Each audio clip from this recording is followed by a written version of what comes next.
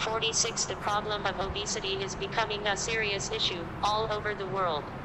Some people argue that the price of fattening foods should be increased to reduce the growth of this problem.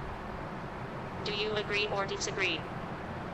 Overweight people are commonly seen everywhere in today's world.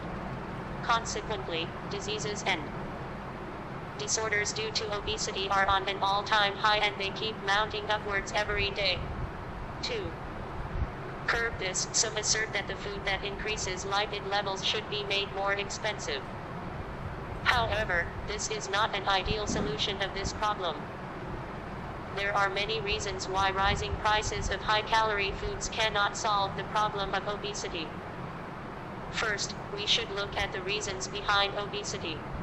Most people live a lifestyle where they have to sit on a chair throughout the day, in air-conditioned offices.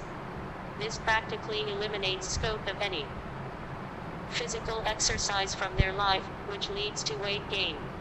In addition, science has proved that overstress and irregular work patterns result in overeating and digestion-related problems. Both these factors also lead to a rise in body weight. Secondly, these days, prices of all commodities are rising, and yet their consumption has not declined. The irony is, consumption of food containing higher fats is more in affluent classes, who are not going to be affected by any increment in cost of those foods.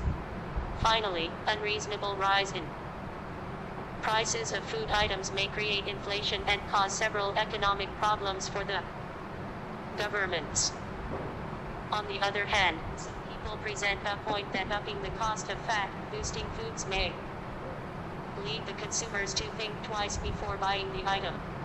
Hence, less consumption will certainly reduce calorie intake in the people and will help them in staying in shape.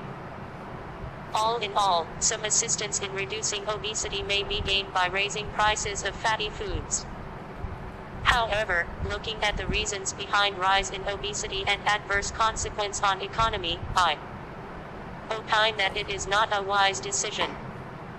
For more information, visit www.IELTScab.com or Cambridge Institute of IELTS.